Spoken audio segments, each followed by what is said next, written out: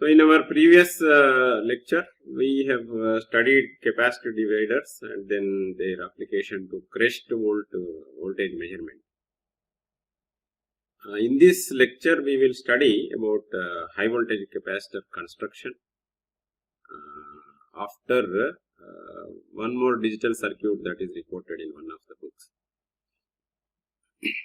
The high voltage capacitor is very important because all these dividers, even Cheb and Fortescue method, need this capacitor, and a precision capacitor is required for accurate measurements. So that's why the constructional details of high voltage capacitor we will study in this lecture. So this is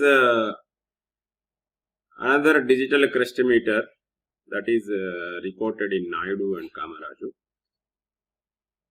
Here we have a HV capacitor here,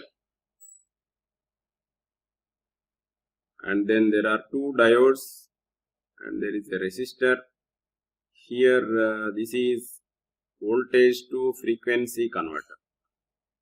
From average voltage it will convert into frequency, and this is a gate which will have, this is the power frequency, and here the voltage to frequency converter, and this counter will give the reading in terms of N, which is proportional to maximum voltage Vm. So this counter counts number of cycles in a period delta t, which is Fm into delta t. Fm is the frequency that is converted by this frequency converter, where delta t is P by F, which is a constant, P is a constant, by F is power frequency F. So this becomes P into Fm by F, which can be shown to be 2P into Vm into AR, where A is the constant of this frequency converter, which is equal to Fm divided by RIm. RIm is the average voltage of this resistor, RIm. Im is this average current. So Fm by RIm. So per unit value of RIm, Fm cycles it will generate. That's what this A implies. So using that constant A, and it can be shown N is proportional to Vm using this formula. Okay, so it is simply the voltage is converted to certain frequency, and the frequency divided by power frequency is displayed by the counter, which can be calibrated in terms of maximum voltage Vm. So this is how it will work. So to give input frequency to this gate, so here a transformer is used. You can see this is connected directly to HV, and then from its secondary a gate signal is given. In fact, if this is only we are only interested in frequency, the lab input lab source, that input supply to the lab, from that frequency can be taken. So this is about a digital crestometer that is reported in Naidu and Kamaraju. But as such, if a high voltage transformer is to be used, it becomes very expensive. And after this, we will study about standard measuring capacitors, because capacitors are important, as I told you. And there is a difference between power capacitors and this measuring capacitors. Power capacitors, what do you think? What are the different? What could be the differences? Power capacitors, by power capacitors I mean that are connected in transmission lines for various applications like power factor correction, or injection of reactive power, etc. For that purpose, power capacitors are used. The power capacitors and these measuring capacitors are different. So, what do you expect? What differences could be?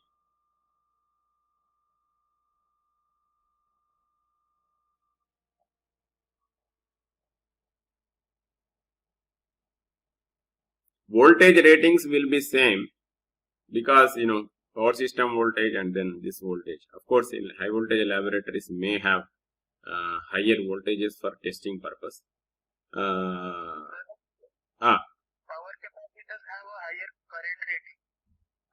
Power capacitors have higher current rating. See, higher current rating means what? Higher current rating. Measuring capacitors, the current in the testing is very less, whereas in the power system, the current flow would be high compared to what we do in testing. Exactly, that is correct. But can you state in terms of capacitance? Because ultimately power is whatever current is limited by the capacitance only, right?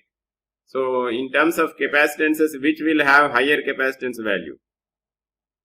The power capacitors will have higher capacitance. Yeah, because their impedance is low compared to these. So in measuring capacitors, only few 10 picofarad to around 100 picofarad. That is what are these are the values that are expected. But power capacitors are different depending on the power requirement. They are higher in capacitance compared to these capacitors. And one more thing about accuracy and stability. See, measuring capacitor need to be very accurate because it is used for measurements, right? So, the measuring capacitor, the accuracy and stability requirements are very high compared to, for example, relative to atmospheric conditions. Atmospheric conditions means humidity, temperature, etc. should not affect the capacitance value. And external fields, say outside fields or nearby sources, nearby earth objects, all these should not influence the capacitance value. Otherwise, you will get inaccurate results.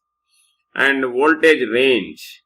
Voltage range also should be a little bit high compared to power capacitors. And non-linearities. We don't expect non-linear capacitance value. So, certain materials can only be used. So, we cannot use nonlinear materials for standard capacitors. Let us see the material we will discuss in next few slides. Now, what are the types of HV capacitors? Actually, two types of HV capacitors are there. One is a single capacitance unit. So, one single unit capacitance, very high voltage capacitor, and one single capacitor it is. And second one is a chain of capacitors of low voltages in kilovolt range. Actually, typically 10 kilovolt capacitors are available. So, if you want to make high voltage capacitors, for example, 100 kilovolts, you connect 10 of them in series and then make the high voltage capacitor. Of course, there are some disadvantages with that method that we will cover in a few more slides. Now let us go to single unit standard capacitors. Actually, ultra high vacuum is ideal as a insulating material for this purpose because it's the permittivity is relatively stable, and then high dielectric strength can be achieved. But what happens is, difficulty in maintaining the vacuum, the constructional difficulties and then costs actually hinder the application of high vacuum. But gases, of course, under a high pressure, we will learn Pasten's law after a few lectures.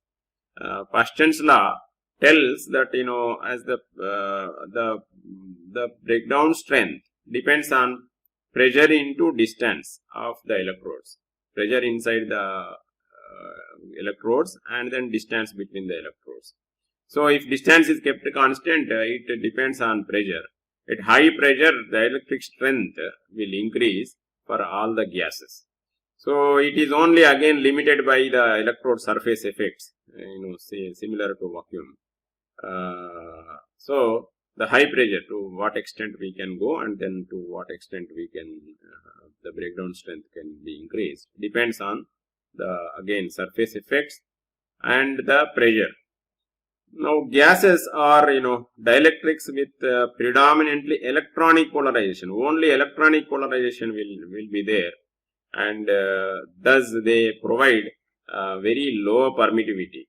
So almost near to epsilon r, almost near to 1. So that is one advantage of these gases. Why epsilon r should be low? Why it should be low?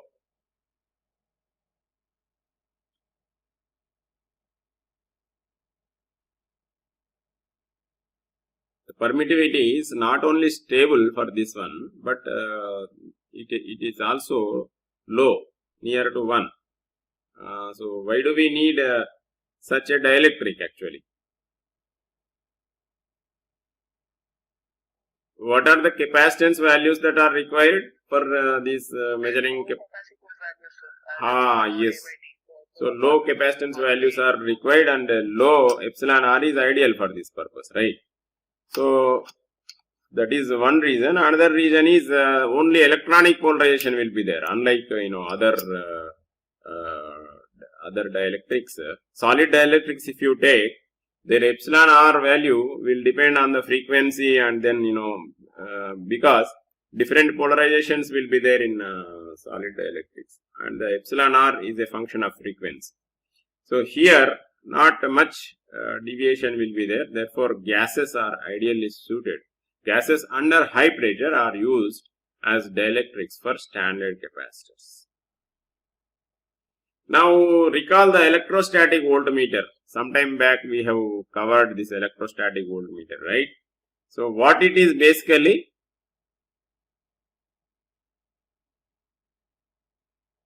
It's basically acting as a capacitor. Yeah, it is a capacitor actually. This entire setup is just to take the high voltage into this metallic tank. This is the metallic tank, right? This is the metallic tank. So entire this is bushing actually. Entire arrangement, just arrangement for potential gradient, and then it will help us take this high voltage electrode inside, and this metal tank provides shielding from external environment and all, and there is a low voltage electrode. Of course, this is the similar structure. Capacitors also can be built like this, because external influence has to be minimized, and then stray effects have to be minimized, and field should be uniformly the field should be uniform between the electrodes. So similar construction, just like electrostatic voltmeter, can be used for capacitors also. Basically this is also a capacitor, but necessary shielding or field stress control is to be achieved, which is most important. And large bushing is necessary, as you can see here. With the applied voltage and control, the external flashover indicates the cost of such systems. Okay, so this large bushing, and then these rings, and then various layers of these capacitors, entire structure becomes costly due to such a structure. Of course, inside this pressurized gas is used, which provides high dielectric strength, of course, and this configuration is basically plane parallel configuration. Okay, so many such designs are available for high voltage capacitors also, but apart from plane parallel, we do have coaxial type cylindrical capacitors. Now in the coaxial type capacitors, whether the electric field is uniform.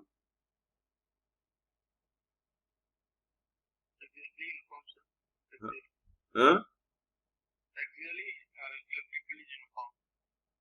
Axially uniform, but of course radially if you see, the highest electric field will be where it is? Near the inside conductor, right? On the surface of inside conductor, highest electric field will be there. Of course, if the difference between the radii is small enough, you can assume that good field distribution, fairly good field distribution can be achieved using these. And there are procedures by which you can even optimize the radii to keep overall diameter. That size of the diameter can be optimized and made small for a given voltage and maximum field. For example, for a particular maximum field is defined on the surface of this lower electrode, and then for a particular voltage, the size of this can be optimized. And what is the capacitance of coaxial system? This is the capacitance C by L, or for capacitance per unit length 2 pi epsilon into L and R2 by R1, where R2 is the radius of the outer capacitor, R1 is the radius of the inner capacitor. This is R2, this is R1. Now, typically around 56 picofarad per meter can be achieved, and so for 30 to 100 picofarad with reasonable height we can achieve this 30 to 100 picofarad capacitance, and designs are available also. But one more thing, here there is a possibility of misalignment, right, like this, right? For example, this is the axis of inner cylinder, and this is the center axis, of course. Center means it is axis only. So this is the axis of the outer cylinder. Then there may be a little bit misalignment possible. But this is the formula of capacitance even with misalignment also. With the spacing between this is D, if this is D, you can see R1 square plus R2 square minus D. So D is not even square, right? So and D is comparably, the misalignment can be at the most R1, right? So the misalignment D is normally less than R1 and even also less than R2. So D is very small.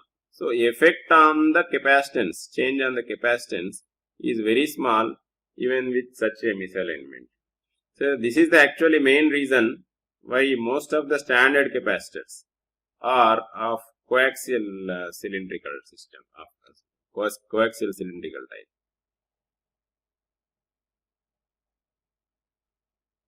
Now this is Shearing and Wieweg coaxial capacitor proposed by these two scientists originally.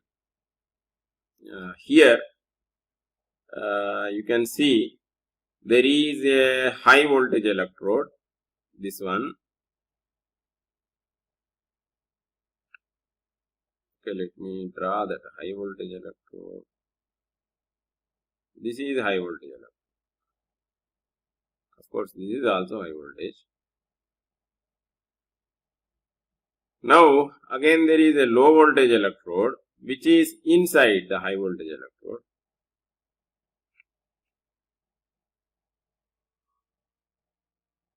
This is the low voltage electrode. Of course, here at the edges you can see there is a ring, shield ring. So with the shield ring they are provided.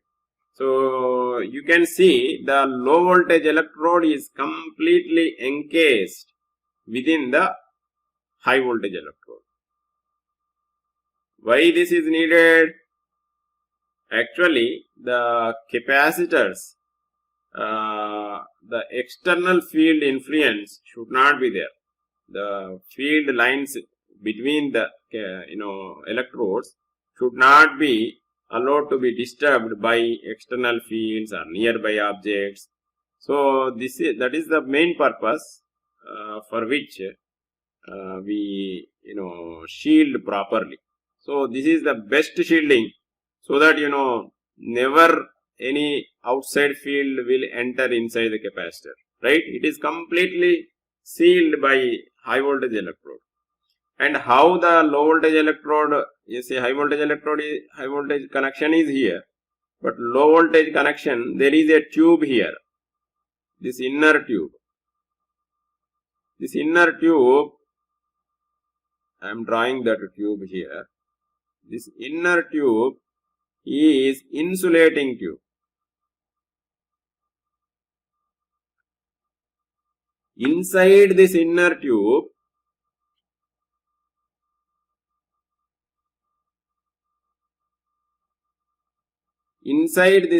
tube, there will be a wire which is going down to the LV terminal. Green line I have drawn. So this will connect this low voltage electrode to this LV terminal at the bottom. This is the LV terminal. Okay, but from here onwards there is one more tube you can see. Inside there is one more tube. I will draw it with different color, blue color. Yes. Now you can see here. So this is another tube. This is metallic tube.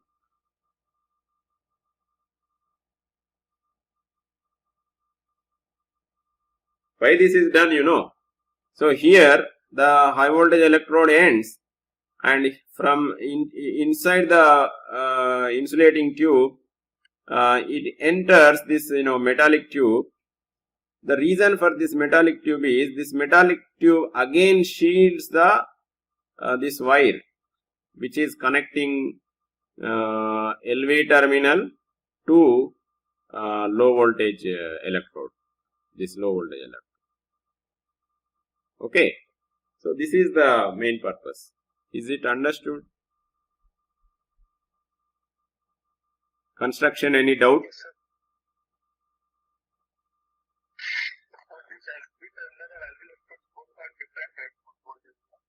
LV electrode? Huh. Low voltage electrode, different voltage means with respect to what you are talking?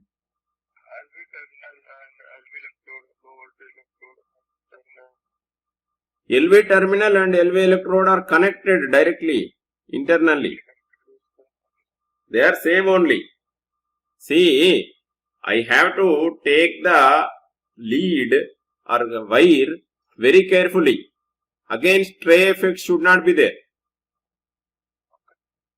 So that is the purpose. The wire cable is taken centrally in a first cylindrical insulating tube.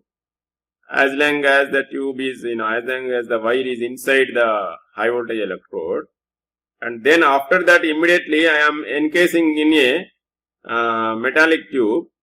Of course, metallic tube is also at ground potential, and inner wire is also at it is also at ground potential, but I am shielding. This is like a guard actually. This is separately grounded, and this is just used for just measurement. So the metallic tube is working as a guard. It is protecting the cable from stray effects. Okay, and then entire system is kept in a cylinder. You can see this cylinder can be of paper, resin bonded paper tube. It is mentioned here in the original paper, but it can be of any even fiberglass type. So inside that tube If it is fiberglass type, obviously it can withstand more. It can withstand more what? What is there inside?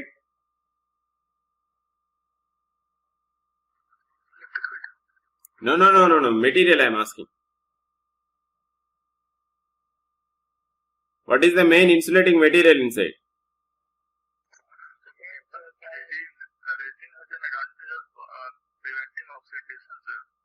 That is fine. What is the material inside? Inside paper tube, what material is there? No, gas. Gas is present, sir. Pressurized gas. So, the extent of pressure obviously depends on the material, right, of tube. If tube is paper type and tube is of fiberglass type, there is a difference. High pressure can be achieved in fiberglass type, right? So it depends on the level of pressure depends on the material of the tube. So this tube is for that purpose. Now, what are the important points? So HV electrode shields the LV electrodes completely from the influence of all electric fields. Now the pressure vessel paper tube is for minimizing the height. Otherwise, you have to use, if it is not used, you have to use more height because the dielectric strength of air is less compared to pressurized gas. Now the lower supporting tube is at earth potential. This is what? This is the lower supporting tube. That metallic tube what I mentioned is the lower supporting tube. Now the tangential field distribution outside the paper, this is the one of the concerns, has a strong field concentration at the lower end of the HV electrode, which is independent of height actually. Calculations can be done and shown here. So this is the high voltage electrode, right? This is the high voltage electrode. Let me use red color. So this is the high voltage electrode ending here. Okay.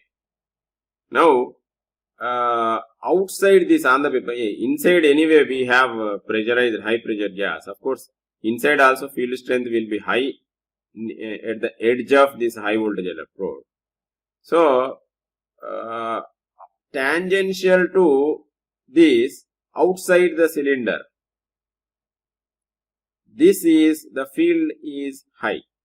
Inside is also high. Why I am concerned about outside field? Inside also field is high, but inside high pressure gas is there that can withstand. But outside, what it is actually? Atmospheric air. Atmospheric air. So this will initiate, discharges, corona, and then even surface breakdown, surface tracking, and then breakdown can occur. So this is the main, problem in design. So you have to reduce this. Obviously, you have to increase the diameter of the paper tube. So the moment you increase the diameter, then you have to increase the amount of gas. So construction cost obviously increases with proper design of this one. Then and it is shown that it is independent of height. By changing the height of the electrode or height of this system, entire system, it is not dependent. The electric field, maximum electric field on the surface is not dependent. But of course, on the diameter, it definitely depends.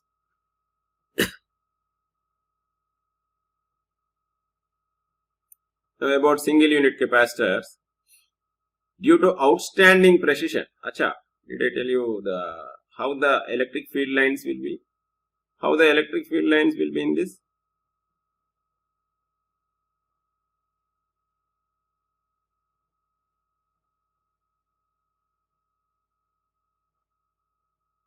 how the electric field lines will be between the high voltage and low voltage electrode.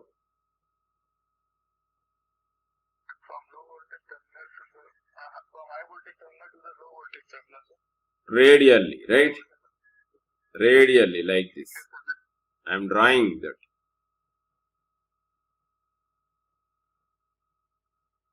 I am drawing only dominant portion of the field lines. Rest of the field lines are not dominant, I am saying. What is the reason? Distance is more, so their effect can be negligible compared to this one. Here, wherever the gap is small, that dominates actually. So other areas also electric field lines will be there. So in the dominant region, they are radially outward. You can see the electrodes look a little bit conical. Okay, but the gap is uniform in the region of interest. Here, in the region of interest, the gap is uniform. This is about electric fields. Now, about single unit capacitors. So, due to outstanding precision, so actually these are very highly accurate, because if you consider parallel plate capacitor without the proper shielding, obviously the external fields are bound to influence a little bit, and then there is a possibility of inaccuracy in capacitance value. But in this case, you may consider either electrostatic voltmeter type, the previous one, plain parallel electrode system, which is encased in the metallic container. So that metallic container completely shields the external fields, or the cylindrical type, coaxial type. In this case also, the high voltage electrode completely shields the low voltage electrode. So outside influence or outside fields have least effect.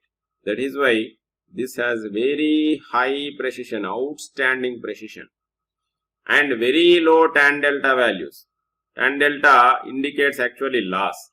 Here only gaseous dielectric is used, so the tan delta values are very small, loss is very small, and they are predominantly, these capacitors are predominantly used as standard capacitors in high voltage bridges for C and tan delta measurements,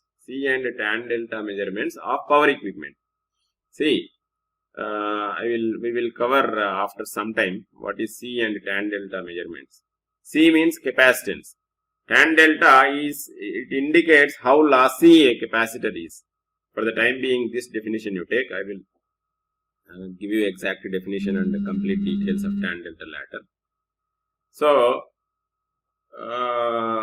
the capacitance and tan delta values of power equipment, any power equipment, will tell about the quality of the power equipment.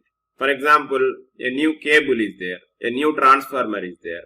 So the values of capacitance and tan delta. Capacitance means from electrode or active live electrode to the core, the capacitance, or the last tan delta also, the tan delta of the actual insulation we will be measuring. So these two quantities, measurement of these two quantities are also very important for ascertaining the quality of any power equipment, tan delta and capacitance. But for measuring the tan delta and capacitance, we need a standard capacitor. That standard capacitor should have very low tan delta value, otherwise its value also will affect the measurements. So for such purposes, this kind of capacitors, standard capacitors, are used, which are very precise and have very low tan delta value. So these are very much useful for such measurements. In high voltage bridge, the bridge circuit also we will cover after some time. Now different constructions are of course possible. Similar, you have to of course eliminate the influence of external fields and construct carefully. So different ideas are possible. It's not that only these two unique ideas are there for constructing the capacitors. And then up to 1500 kV kilovolt these capacitors can be built. Normally CO2, nitrogen and sulfur hexafluoride SF6 gases are used as the dielectrics. And SF6 actually among these, SF6 provides the highest electrical strength and therefore around 0.4 megapascals is enough. The pressure 0.4 megapascal is enough. But other gases, if we were to use, about 1 to 1.5 megapascals is needed. But what the problem is, SF6 is considered as greenhouse gas, chlorofluorocarbons, right? So it is considered as greenhouse gas.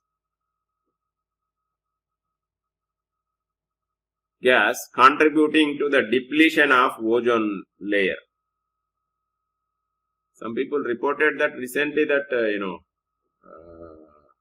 the ozone hole that is created in the atmosphere is filled due to less pollution. I don't know whether that is true or not.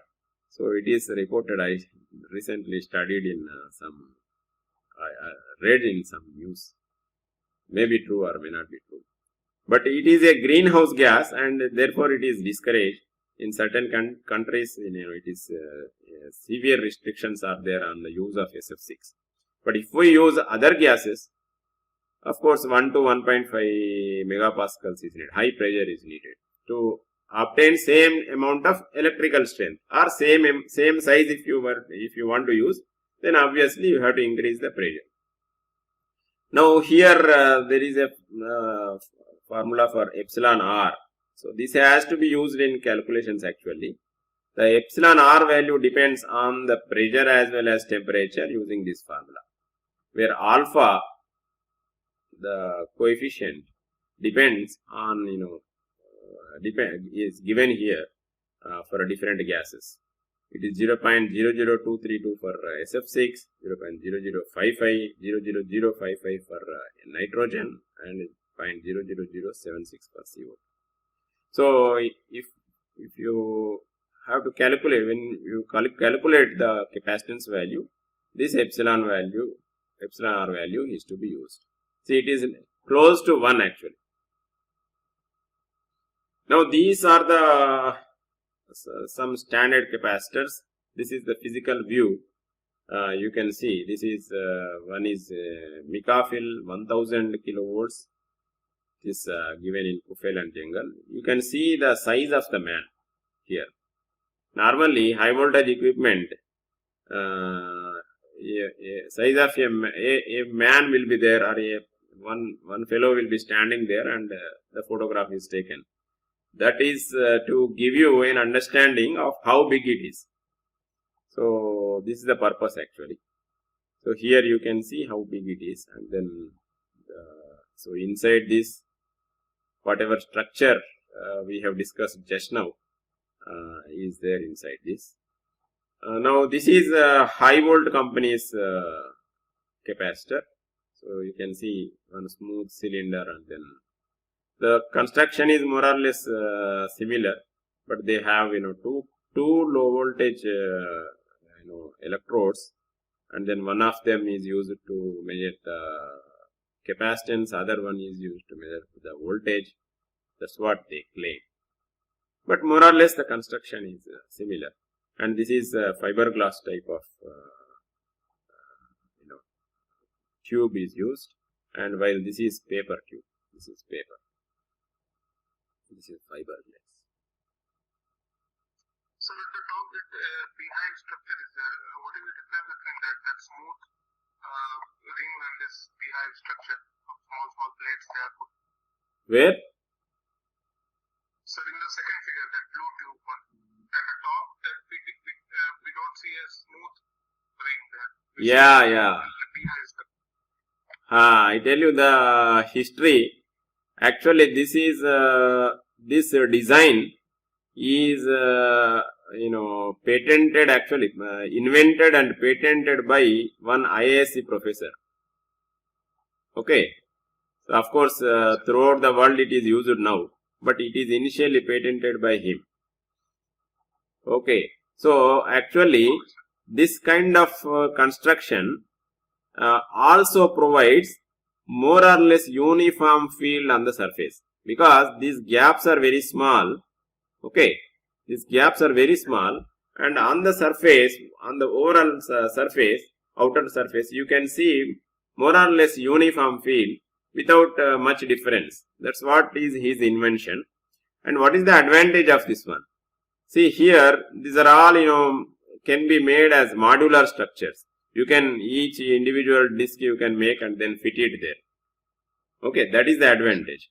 Unlike in this case, you have to build a very big structure, and making that is not that any easy thing, Making these small disks is very easy, but making this big structure is difficult. So, that advantage is there. And in fact, he has, if I remember correctly, he has proved it. It is, this structure is better than this structure or something like that. He has proved.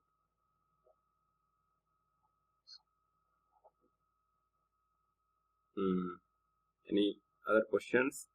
So this is about physical view of standard capacitors. These are, until now, whatever we have discussed is single unit capacitors, and these are standard capacitors and precise value, with precise value of capacitance, and are preferable for measurements. But stacked capacitor units are also used because they are not only cheap but also easy in construction.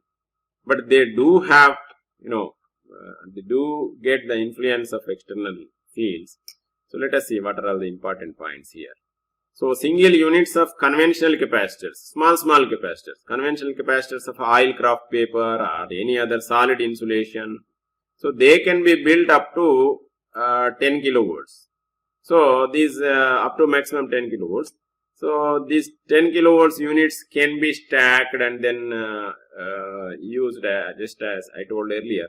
Some more, if for 100 kilovolts you can stack 10 of them and then make the big capacitor.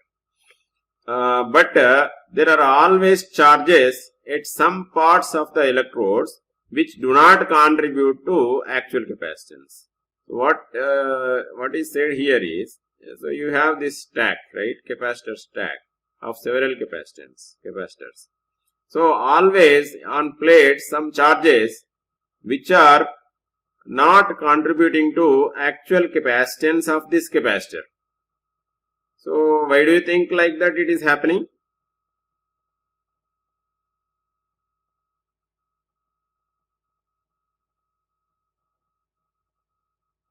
From where these charges will come?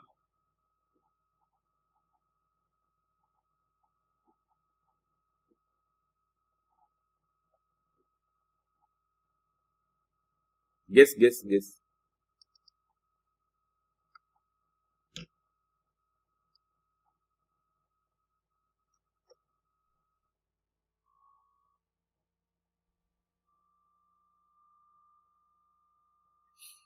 What is said here is, there will be some charge on the plates. Plates means some points means plate only, some parts means plates only. So, which actually do not contribute to the capacitance of this system. Means that is something else or some other capacitance it is talking about. Because charge cannot be there without displacement from other plates somewhere else. So some ground, from here to ground or here to high voltage, whatever it is. So there may be some influence. Due to that, some charges are, they are engaging some charges on the plates, which actually do not contribute to the main capacitor. That's what is said here. I hope you understand. Now, the stray capacitances to earth may strongly be influenced by the walls, which often are electromagnetically shielded. Almost all high voltage labs, the walls are also electromagnetically shielded. Means that are metal walls will be there, or some meshed wire walls will be there. So they are at ground potential. So wall is at ground potential, and adjacent to that your high voltage capacitor will be there, and even ground also at ground potential. So due to influences of that wall and this ground, actually stray capacitances will definitely affect these stacked capacitors, irrespective of how they are made. If you are using these small units, since they are to be connected by some leads, okay, so those leads are exposed obviously, so they must have stray capacitance to earth. It cannot be avoided. So stacked capacitors, that's why are not so precise like single unit capacitors. So this is the equivalent circuit, just like we have seen for resistive divider, right? Do you remember? So similarly, we have, so this is actually main capacitor, high voltage capacitor, which is consisting of several small capacitors you can see. And here this is the ground current, whatever is shown here, I0 is the ground current. Okay, now you can see at from each node there is a capacitance to this wall. This is wall. Or earth you can say. So here, and then again from each such node you have to the HV also, like this.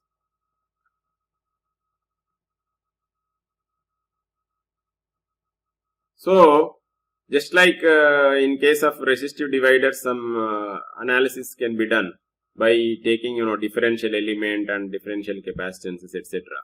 We can show that the current at the low voltage end or here is given by V into omega into C, where C is the constructed capacitance. C is simply each unit, if it is C dash by N. If N capacitors are in series, C is simply C dash by N.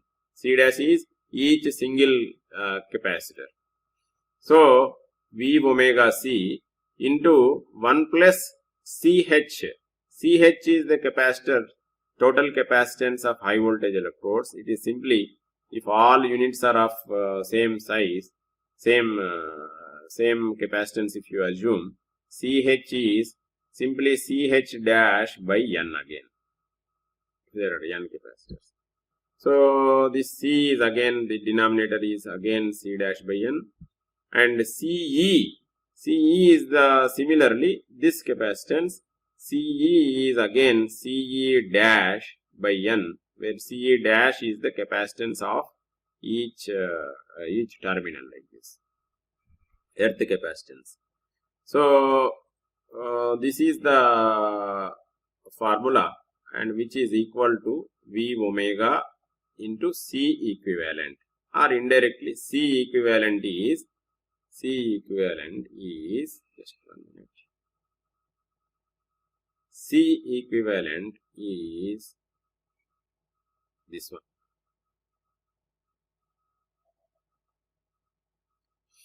Now CH is neglected compared to CE. If that is so, the equation becomes simply this one. So what is happening to total equivalent capacitance? C into 1 minus CE by 6C. So what is happening? It is decreasing by a certain amount, and that decrement is decrement is proportional to CE. And if you, for example, if you increase the capacitance value, C value, the decrement can be reduced, or the equivalent capacitance can be closely equal to actual capacitance of the system. So this is what is the approximate equation for estimation of the equivalent capacitance, right? And the value, if for accurate analysis, the value of CE can also be estimated just by making this cylinder assumption, assuming that it is above the ground by a distance s, and the length of the cylinder is L. If that is so, the earth capacitance, accurate earth capacitance can be estimated using this formula, where S is actually small. This is S, this is L. So S is actually small compared to L. If we neglect S, then the formula approximately becomes like this. This is any cylindrical capacitor to the ground. You can easily show this equation. So 2 pi epsilon into L divided by log 1.15 L by D, where D is the diameter of the cylinder. So actually more than 5% error is not good for the system. So CE by 6C should be less than or equal to around 5%. If this is not so, then your capacitor is bound to give errors. So very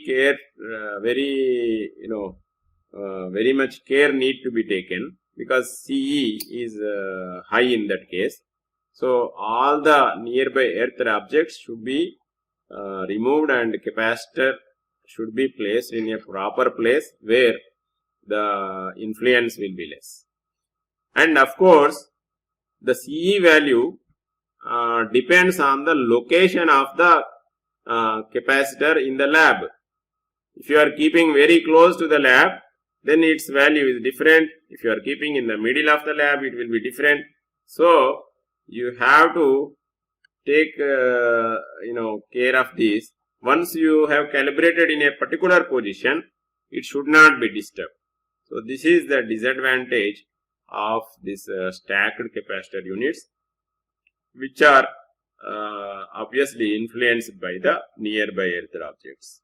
And even the connecting lead will also affect the capacitance value, effective capacitance value, and will also affect the results. So the connecting lead also should be maintained properly always. Once you calibrate, so you should not disturb it. And the same size of the tube and same way if you use, then accurate results may be obtained. So this is the difficulty and disadvantage of these stacked capacitor units. Any questions? Sir, the question of I naught that you have given there, in that if we maintain C is equal to CH, then all the terms are united, we will get V omega C only. C equals to? If you maintain C is equal to CH, just wait. then effect of CH will remove. This is actually, you will get actually a series of these things. Okay, series of terms. So the important terms have been taken here.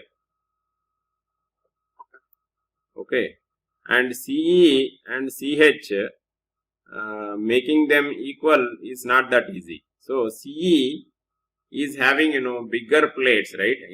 In the sense that it has a wall and then ground, right?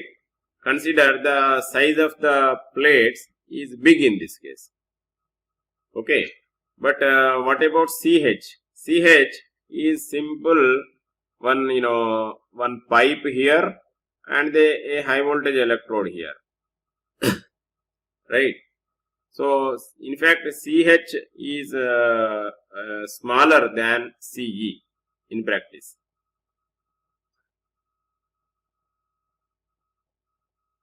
Of course, we can manipulate and then make the effect. You explore the possibility with the this series, complete series, and see 4-5 terms, and then whether they can be completely cancelled out. That is, and how that can be achieved by increasing the high voltage electrode area or reducing the ground ground electrode by encapsulating it in a another ground electrode surrounded by it. So of course these things again complicate the matter, and then you are tending slowly to increase the cost, and ultimately you will end up in making the single unit capacitor.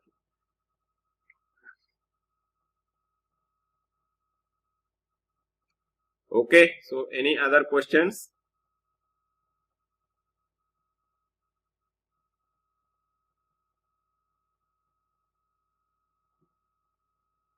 So that oil craft paper is impregnated type. Oil? Craft paper. Hmm. That is dipped only, no? Impregnated type. Yeah. Oil, with oil always it will be impregnated type. Craft paper is impregnated in oil.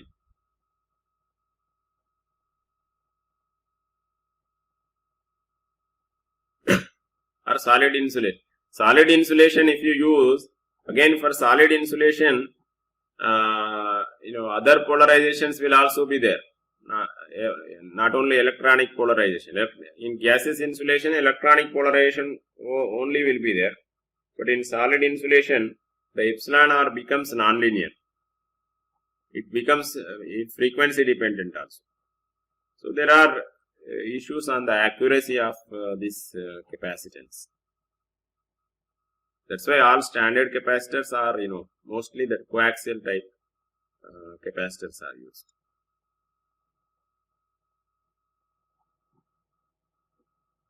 Sure, in the coaxial type capacitor in the previous slides, what is the practical construction as to how we take the leads to measure the capacitance?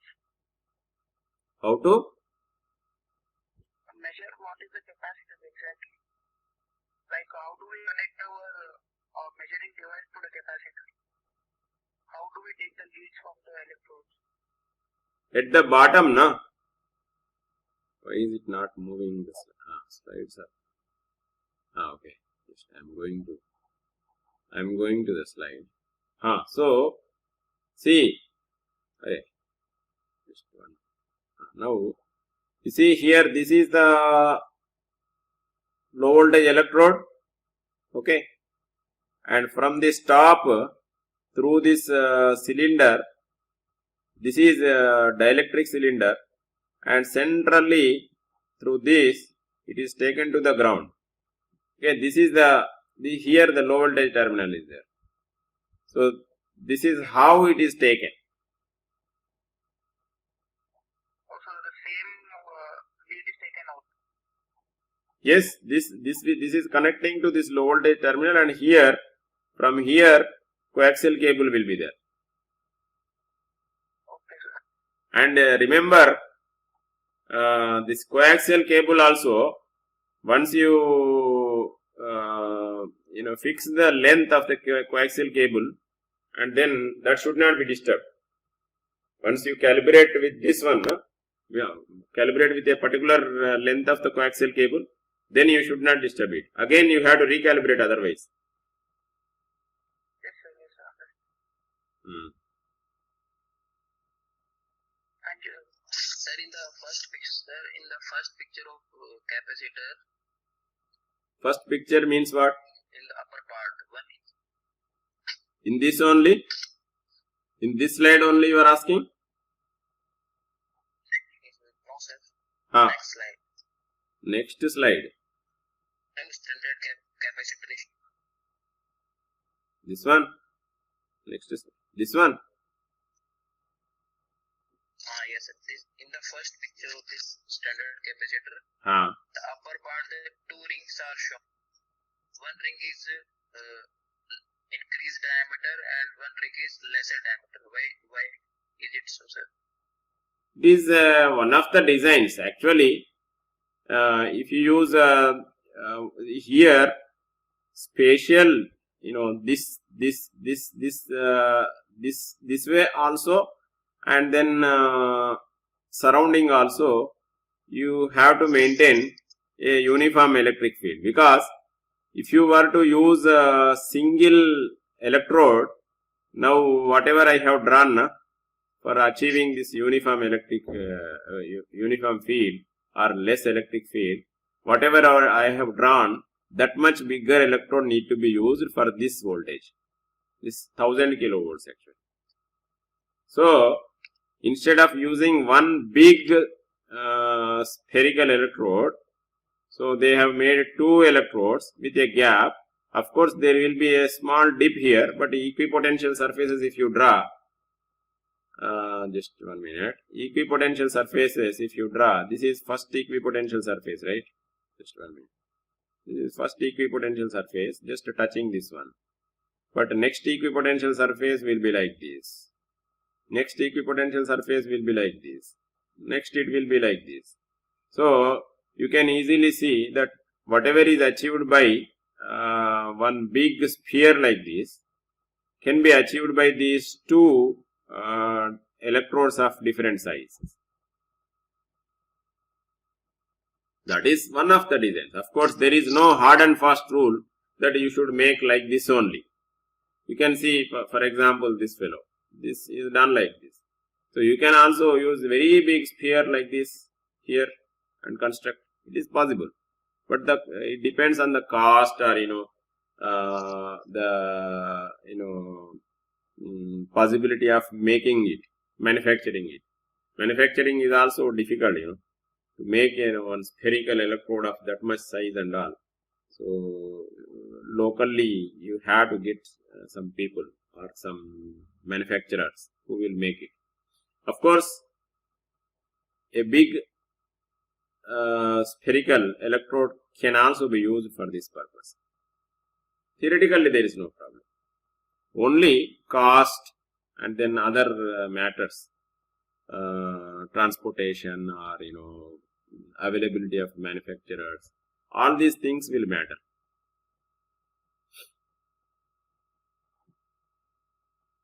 Any other question? Okay, sir. Thank you. Yeah.